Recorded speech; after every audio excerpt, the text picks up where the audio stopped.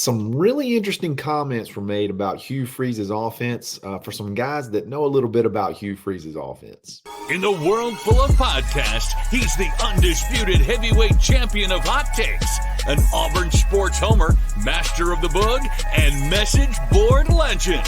Get your buttons buttoned and your hats flattened because the Top Button Podcast is about to kick off. And you don't want to miss your courtside seat. Now, here's your host, Charlie 5. What's up? We're back. It's another episode of the Top Button Podcast. I'm your host, Kyle Rush, a.k.a. Charlie 5. Happy Wednesday. We are just a few days closer to Auburn versus Oklahoma, a really pivotal game on this season, and maybe even looking towards the future of the program based off of what you hear from the public. So we'll see what happens. But hey, there's some really interesting comments were made from a show that I actually really enjoy. I'm going to share a couple of clips with you. We're going to break it down. But before we get started, I want to give a shout out to Mybookie.ag. Use coupon code next round for a double up bonus on your first deposit. Whatever you give them, they're going to give it back to you doubled. So give you $200. They're going to give you another $200 back on top of it to play with, absolutely free, just by using that code. All the college football lines you can imagine, first half, second half, live betting, tons of fun, NFL, literally any sports you can think of, they got a line for it. So check them out, mybookie.ag. All right, I want to set this up for you a little bit before I start. I got some clips that I want to share, and then we're going to break them down. But you have the McCready and Sisky show. Okay, you have Neil McCready and Tyler Sisky. I would say both of those guys are probably Neil for sure, heavy Ole Miss guy. Tyler Sisky probably, if you had to ask him, was probably more of a Ole Miss guy as well. Neil McCready, former Mobile radio sport personality, was kind of run out of Mobile. So you got to respect him for this. Was kind of run out of Mobile for always kind of giving Alabama the business, because he's always been really fair. So I've always been a big fan of his. Now he's pretty much, locked into the Ole Miss side of things. And then Tyler Sisky. Tyler Sisky was one of those general manager, player personnel type coaches that came up with Hugh Freeze, went to coach with Nick Saban for a while at Alabama, came back to Ole Miss. And I'm not really sure what he does now. He was a high school coach also at St. Paul's. He was actually a walk-on wide receiver at Auburn. So there's a little bit of connection to all of it, but they do a show. They talk a little bit about everything football. They know a lot about Hugh Freeze, obviously, especially with Sisky being a coach and McCready being an Ole Miss guy covering Ole Miss during Hugh Freeze's tenure. And they're talking a lot about the offense. They're talking a lot about the quarterbacks. And they said some things that really, I feel like, goes counterintuitive to a lot of the anti-Hugh narrative, the Hugh offense narrative that seems to be going on right now. And I think it's interesting to hear their perspective. And I'm going to play a couple of clips, and I'm going to try my best. There's a couple of language things. It's not anything crazy, but just bear with me. I'm not 100% on my editing skills yet. But here's the first clip, and then we're going to break it down after. But here's the deal. And somebody brought this up today or yesterday on live, whenever it was, is this offense is not like people think, oh, it's too complex. You're doing too many things. It's not complex. It's not complex. Like if it's 3rd and 1, okay, it's 3rd and 1, and we call it an RPO. Guess what we want you to do? Run. We want you to run the damn ball, not freaking pull it and throw a freaking pick. It's not hard. You know what I'm saying? Like, this isn't rocket science. If they're in Mel Kiper cover 2, okay, that's what I'm going to start calling it. Mel Kiper cover 2, and you got an RPO called, and you got inside leverage with your safety, and you got a glance route called by number 2, and you got inside leverage with safety and inside leverage the backer. Don't throw the glance. Hand the ball off. Like, this isn't hard. If you, in that offense, I'm just being honest, in that offense, if you stay on schedule, okay, what staying on schedule is keep us out of negative plays. If we call an RPO on 1st and 10, the first quarter, and you got one-on-one, yeah, take the shot. Cool. But don't take if it's 3rd and 2 and they're impressed and we got duo called, don't throw the freaking 50-yard fade on 3rd and 2. Like, so there you go. This is a guy that's been with Hugh Freeze with a lot, that's seen how this offense operates, and it's not hard. Coming from his words, it's not a tough offense to learn. They're not asking too much of these guys, and I think that's something that even I've sort of lulled myself into at times. Is there too many options? Are there too many options? Is there too much going on at the line of scrimmage, and these guys just maybe aren't ready or can't process it all and make all the decisions? And I mean, this is coming from a guy who's worked with quarterbacks under Hugh Freeze's offense. It's not that hard. You got maybe there's some rules that you have to know, but a lot of it's just common sense. And I think that's why you see so much frustration with Hugh Freeze, is that, man, we go through this. If we do what we're supposed to do, it works. And this further solidifies a lot. He mentioned 2 plays in there, and I think the one where he talked about the don't throw the glance, I think, he's sort of describing that very first interception. I think he's kind of describing that very first interception that Hank threw on Saturday. It's something that, there was a run play on that. There was a run option on that play. There was maybe even another receiver open on that actual play that got tipped and intercepted. It's like, man, we're not asking. This isn't rocket science. We're not asking you to go, write a 5-page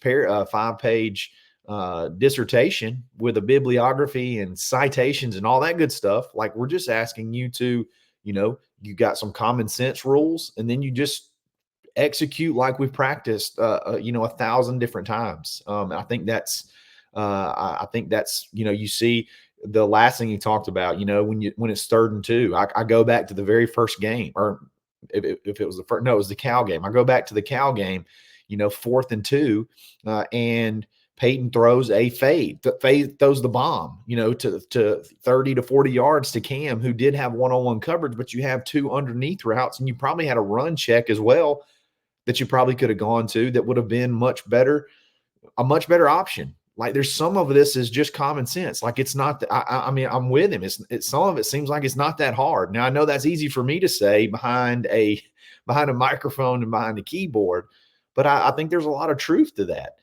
And a lot of truth to that kind of goes to what he's going to talk about next. Okay. And I would have, if there was a symptom, if this was not a symptom, I'm sorry, let me back up.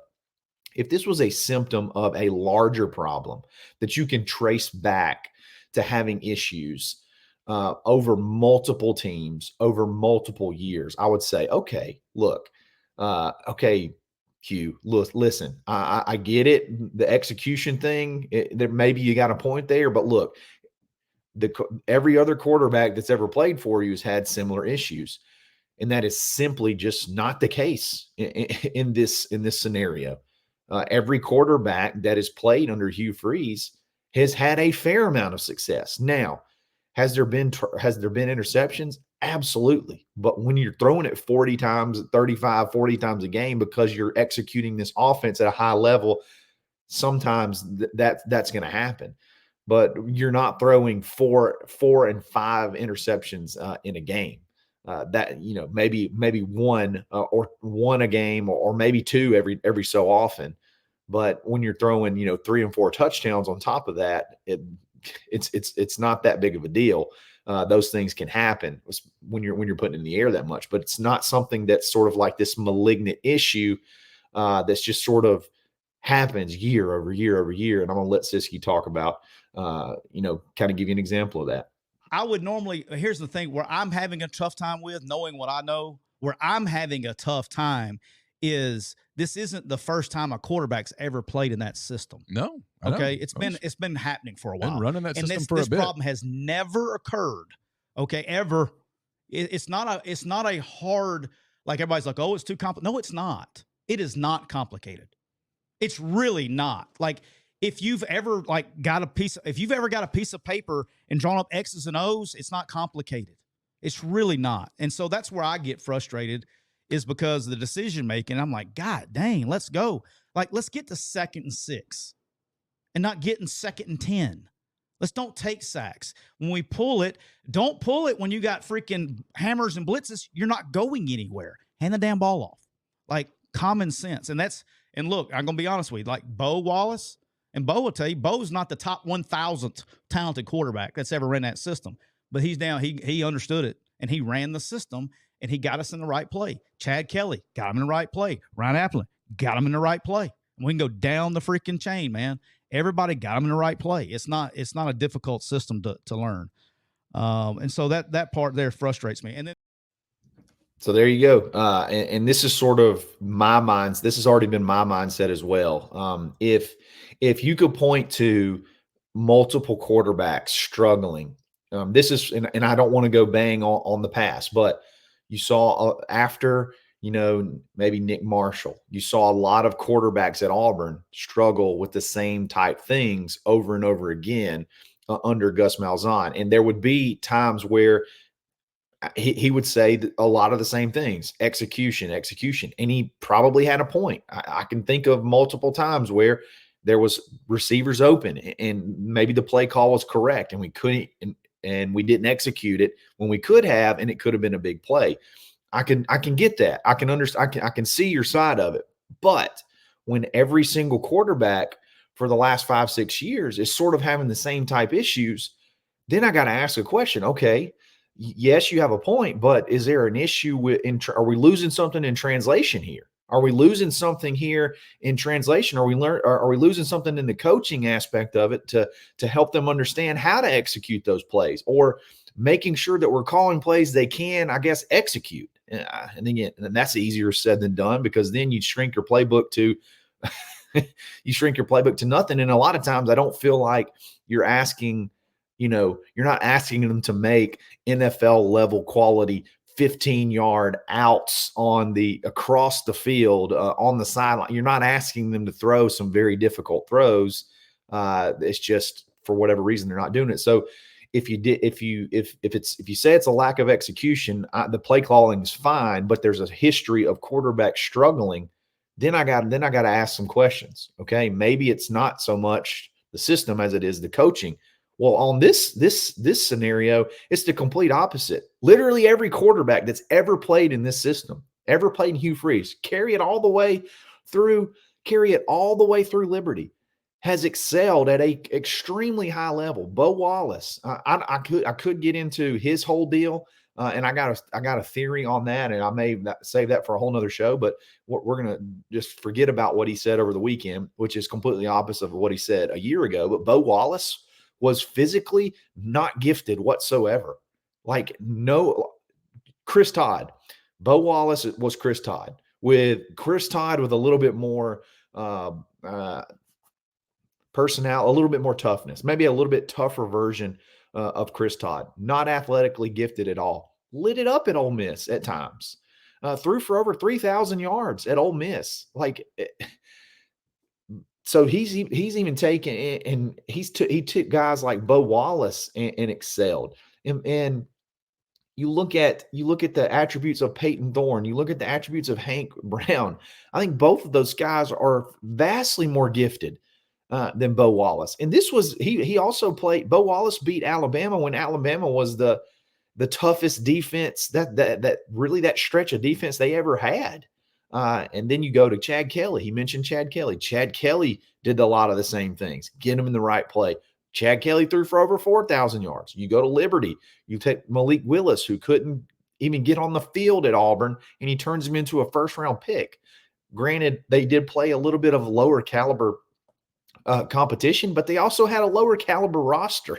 So there was a lot of there's just so much. I have so many questions, and I obviously never played quarterback, and I understand that it's a tough position and you're playing at a very high level and very tough competition. But when you hear Hugh say some of the things that he says, and then you listen to sources like this who really, they don't necessarily have any tie anymore to Hugh Freeze. I'm sure Tyler Siskey loves Hugh Freeze. I'm sure that they've spent a lot of time together, but these guys, honestly, they're more Ole Miss than anything. Maybe even Alabama, maybe even Alabama more than anything. So, or more so than they would be Auburn, especially Tyler Siskey having coached with Nick Saban. And you have guys like Aaron Murray and not Aaron Murray, Aaron. I'm totally. He's from Mobile, St. Paul as a quarterback. I completely blanked that went to Alabama. But regardless, there's a lot of ties elsewhere other than Auburn. So this definitely is not a pro Auburn show. If I'm saying it, it means one thing. If they say it, it means a completely other thing. So it's something that I've kind of been talking about. I don't understand what the deal is. I don't understand what's going on right now, because every quarterback that's ever played under Hugh Freeze has had a very, very high level of success, played beyond their abilities. And he's won some big games with quarterbacks that just aren't physically very talented, but could execute the system that you hear multiple people saying is not that hard. You hear people that know the coaching game that say it's easy decision making, and if you get them into the right play and you make those right decisions, the offense works just like it always has. And Auburn just seems to not be able to do that, whether it's the quarterback position or maybe there's some kind of disconnect between coach and quarterback. Who knows? But regardless, it's hard to pinpoint it on the coaches when it's worked everywhere else. It's hard to pinpoint it on the offense when it's worked literally everywhere else. So before we go to he also made a nod to the defense. And before we do that, I got to give a shout out to my boy Ford Stokes with Active Wealth Management, retirement results presented by Active Wealth Management. You need to get yourself checked out. You need to make sure that your savings is in order. You're doing everything you can, especially in today's world where everything's getting more expensive. Is that money that you've put away still enough to carry you to where you need to be? Ford Stokes can look over that for you. He'll do it for you absolutely free. That typically costs you in the neighborhood of $1,500+ just to have a portfolio analysis, and he'll do it for you at no cost to you. Go to retirementresults.com/plan and have that peace of mind. Have the peace of mind that you've done everything that you need to do for your family, for yourself, for retirement, and make sure that you're moving in the right direction. Make a friend at the same time. Tell him War Eagle. Tell him I sent you. That's Ford Stokes with retirement results presented by Active Wealth. Last clip. Again, I apologize for some of the language, but I think it says a lot as well about a lot of the comments that have been made on the defense. And I think we got a pretty dadgum good. I think we got a good enough defense to win some games. And I think we have a really good defensive coordinator as well. Let's listen to what Siskey had to say about the defense. It's for all the media people. They're trying to take takes on the defense. I'm going to repeat this one more time. They've had 5 turnovers in one game, had 5 turnovers in another game, and they gave up 24 points. And I don't want to hear shit about giving up plays on 3rd and long. You just tip your hat. Hey, DJ Durkin, thank you, dog. You kept them to 24 points after 5 turnovers. Thank you, dog. Hey, you kept them to 21 points. Thank you. I don't give a shit about I know you gave up that long play on 3rd down. Hey, dog. Hey. Other teams make plays too. Right. Tip of the cap, dog. Yeah. I mean, you hold them to 24 and 21 points, they're giving you a chance to win the game. No, they're losing because of offense. And I think it's the reason that he's losing his mind a little bit is that. Yeah, he's frustrated. There you go. And I'm with you. I'm with you 100%. People harp on the 3rd and longs, and they're bad. Like there's some bad, I guess, discipline actions on 3rd and down with late hits and, letting a guy get behind you and, should they be rushing 3 or should they be bringing pressure? I get all that. And yeah, that is a discussion to be had. But against Cal, 5 turnovers, okay? 5 turnovers. And against, 5 turnovers against Cal, 5 turnovers against Arkansas. And you honestly had a chance still to win the game because the defense kept giving you the ball back. They kept giving you the ball back over and over again, giving you opportunities to come back and take over this game. I mean, do the math there. 5 turnovers. So you had 5 offensive possessions where you had turnovers. If you just split those, and you only have 3 in one game and 2 in the other, you're probably 4-0. I mean, think about that. you could say, hey, we turned it over 5 times. I mean, we turned it over 5 times in 2 games. That sounds bad enough. 10 in 2 games, that's even worse. That's like exponentially worse. Oh, you got blown out in those 2 games. No, we lost by a combined score of about I think it was, less than 20 points. So, wow. So what the heck happened? What the heck happened? You almost have played incredible defense. Yeah, they played really good defense both times. Sure, there was some again, you can pinpoint certain things and point to it and say, hey, you did this or when you should have done that. Sure, but overall, Auburn was in those games because of defense, not because of the offense. Offense played their way out of those games.